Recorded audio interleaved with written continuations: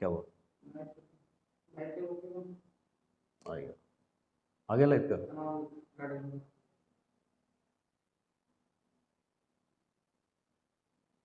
नमस्कार, आदाब। मैं हूं सैयद मुबशिर और आप देख रहे हैं द एक्सप्रेस न्यूज। इस वक्त मेरे साथ बातचीत करने के लिए एक ऐसी शख्सियत मौजूद है जो देश ही नहीं पूरी दुनिया में मशहूर है। एक मारूफ और मशहूर शायर इमरान प्रतापगढ़ी। लेकिन अभी नई जिम्मेदारियों के साथ कांग्रेस ने जो नई जिम्मेदारी है, किस तरीके से निभाएंगे उस जिम्मेदारी को, क्योंकि आने वाले दिनों में उत्तर प्रदेश में खासकर जो चुनाव है उसको लेकर क्या क्या चीजें, क्या रणनीति बनाएंगे, हम बातचीत करेंगे इमरान प्रतापगढ़ी से।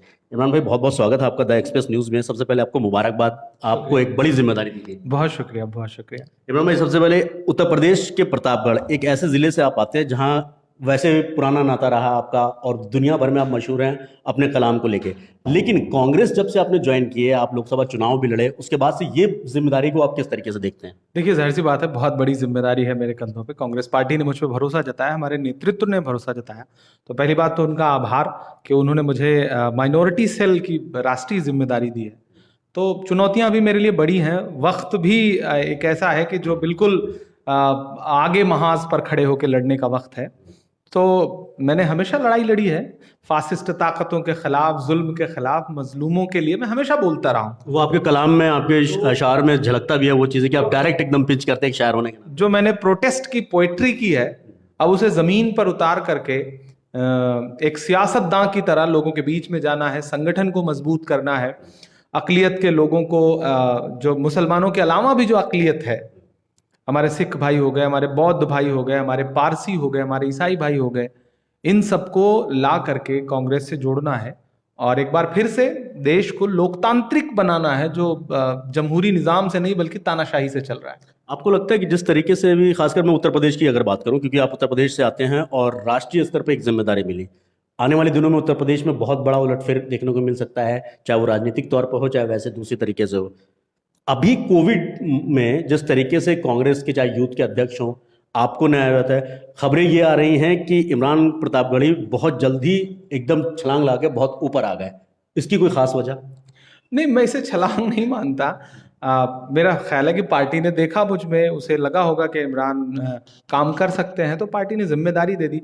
देखिए, एक तो सियासी पार्टियों पे ये इल्जाम लगता है कि आप अच्छे लोगों को सामने नहीं लाते, या फिर जो है बिना सिफारिश के लोगों को सामने नहीं लाते।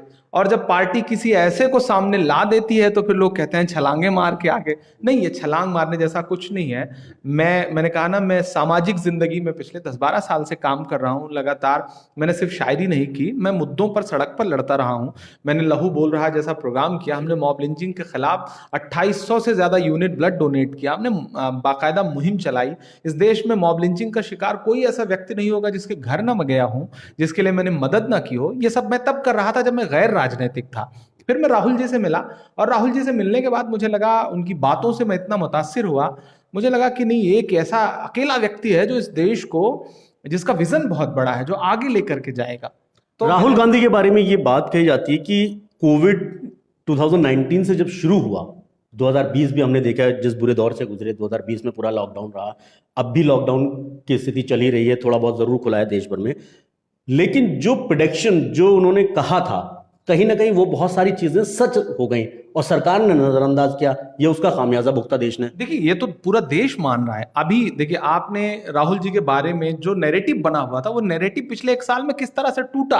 आप अभी ट्विटर पोल उठा के देख लीजिए, जहां आप मानते हैं कि सबसे ज्यादा पढ़ी लिखी जनता है इस देश की, ट्विटर पर कहते हैं, आप उसके पोल उठा के देख लीजिए, आप फेसबुक के पोल उठा कर। आपको मैं एक चीज में रोकना चाहूंगा, ट्विटर पे तो अब लड़ाई ब्लूटूथ को लेकर होने लग गई है, तो इसकी भी कोई वजह बन रहा है? भाई, जब देश को टीका चाहिए तो सरकार टिक के लिए लड़ रही है, तो आप अंदाजा लगा लीजिए कि सरकार की प्राथमिकताएं क्या हैं। राहुल जी की प्राथमिकताएं देश के लोगों की जान बचाना है। राहुल जी तब तकरीबन 1.5 साल पहले, 2 साल पहले, जब नरेंद्र मोदी जी मुख्तार अब्बास नकवी साहब के विभाग के एक प्रदर्शनी में बैठ के लिट्टी चोखा खा के बिहार के चुनाव की तैयारी कर रहे थे, उस समय राहुल जी ने कहा था कि सुनामी आने जा रही है कोरोना की। वो चीज सच भी हो गई, वो सच साबित हुई। इकोनॉमी को लेकर के, नोटबंदी पे जिस तरह से राहुल जी ने कहा, वो सच साबित हुआ। जीएसटी को उन्होंने गब्बर सिंह टैक्स कहा, वो सच साबित हुआ। तो देश तय करे कि विजनरी कौन है और झूठा कौन है। अब देश को तय करना, देश की जनता को तय करना है। और मुझे यकीन है कि जनता 2 बार झांसे में आई है, तीसरी बार नहीं आएगी, क्योंकि काठ की हांडी एक बार चढ़ती है, यहां दूसरी बार भी चढ़ा ली मोदी जी ने, तीसरी बार नहीं चढ़ेगी। तो ये मोदी जी का टैलेंट था। आप इसे टैलेंट कहें या फिर एक सामूहिक रूप से झूठ उसने इस तरह बोला कि सच्चा हो गया। तो इतना झूठ इतनी बार उन्होंने बोला कि लोगों को सच सा लगने लगा था, लोग झांसे में आ गए थे। भारत की जनता बड़ी सीधी सादी है, भोली भाली है, तो वो झांसे में आ गई थी। लेकिन अब झांसे, तो अब इसमें झांसे में नहीं आने वाली, क्या लग रहा है? मुझे लग रहा है उत्तर प्रदेश से शुरुआत होगी, जैसे बंगाल से शुरुआत हुई है। बंगाल में भी पूरे छल प्रपंच के बाद भी जाहिर सी बात है कि मोदी जी वो करिश्मा तो नहीं कर सके। मोदी जी की हार है, बंगाल में भाजपा नहीं हारी है, नरेंद्र मोदी जी और अमित शाह जी की हार है। ऐसे ही उत्तर प्रदेश में योगी जी हारेंगे, मोदी जी हारेंगे, अमित शाह जी हारेंगे, भाजपा तो हारी ही हुई है। कोविड के जितने लगातार मामले आ रहे थे उस वक्त भाजपा बंगाल में चुनाव रैलियों में व्यस्त थी, क्या इसका नतीजा है बंगाल? नहीं, इसका नतीजा बंगाल नहीं, इसका नतीजा लाखों मौतें हैं। वो बंगाल में रैलियां कर रहे थे, लाखों मौतें हो गई। इन लाखों मौतों के जिम्मेदार हैं हमारे सरकारी तंत्र में बैठे हुए लोग। तो जाहिर सी बात है उसके बाद बंगाल का चुनाव तो उसी दौरान निपट गया ना। बंगाल का चुनाव तो उनकी नफरत की राजनीति का परिणाम है कि जनता ने नकार दिया उन्हें। मतलब सरकार जो आंकड़े छुपा रही थी, कहीं ना कहीं इंटरनेशनल मीडिया ने उसको उजागर कर दिया। एक इंटरनेशनल न्यूज़पेपर ने ये कहा कि 42 लाख से ज्यादा मौतें हैं, और जब सरकारी आंकड़ों में अभी तक 2-4-5 लाख ही मौतें भाई, जब इंटरनेशनल कहीं कोई एक छोटा सा पोर्टल भी नरेंद्र मोदी जी की तारीफ करता है तो उसे भारत की मीडिया और भारत के लोग, सरकारी तंत्र बढ़ा चढ़ा के बताता है। एक प्रतिष्ठित अखबार ने यह कहा कि 42 लाख मौतें हुई, तो उसको झूठा साबित करने पे लग गई पूरे मीडिया, पूरा भाजपा तंत्र। ऐसे में आप खुद सोचें कि कितनी मौतें हुई। हमारे गांव गांव में पंचायत चुनाव के बाद इतनी मौतें हुई हैं जिनका कोई जिक्र नहीं, जिनका 700 से ज्यादा जो टीचर ड्यूटी में थे उनकी डेथ हो गई। 1600 से ज्यादा का आंकड़ा है वो उत्तर प्रदेश में, और सरकार कह रही थी कि 3 मौतें हुई। आप अंदाजा लगाइए कि कितने गुने का फर्क है।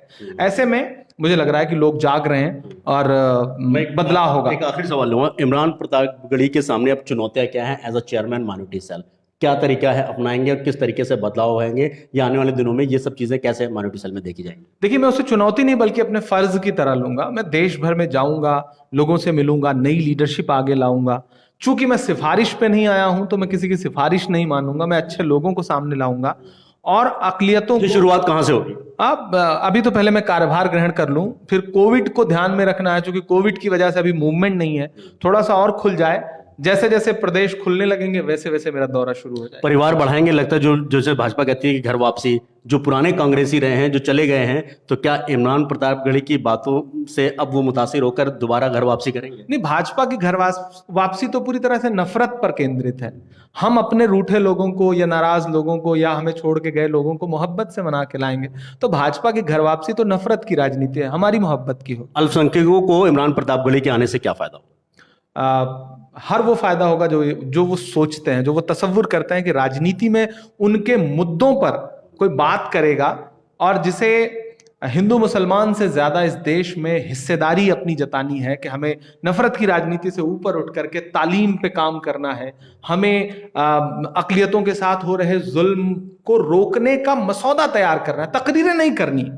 तकरीरें तो अकलियतों ने बहुत सुन लिया। मतलब अब इमरान प्रतापगढ़ी का एक दूसरा राजनीतिक चेहरा देखने को मिलेगा पूरी तरीके से। जाहिर सी बात है, मैं इसीलिए राजनीति में आया हूं कि मैं भाषण नहीं दूंगा, मैं कोशिश करूंगा कि निजाम बदल जाए, सारा निजाम बदल जाए। और जो जमीनों पर आपको रास्तों पर चलते हुए डर लगता है कि हमें लिंचिंग कर दी जाएगी हमारी, वो जिस दिन निजाम बदल जाएगा वो डर अपने आप। यूपी में प्रियंका और राष्ट्र में राहुल गांधी, दोनों में से किस तरीके से आप उसको समीकरण को देखते हैं? नहीं, हमारे दोनों नेता हैं और हम उत्तर प्रदेश की प्रभारी तो जाहिर सी बात है प्रियंका जी हैं, तो हम उनकी क़यादत में आगे बढ़ेंगे। चलिए, बहुत बहुत शुक्रिया हमसे बात करने के लिए। तो साफ तौर पर है, इमरान प्रतापगढ़ी ने अपना रुख साफ कर दिया, अपना विजन साफ कर दिया। अब देखना यह है कि जिस जिम्मेदारी मिली है इमरान प्रतापगढ़ी को, उसको किस तरीके से निकालते हैं।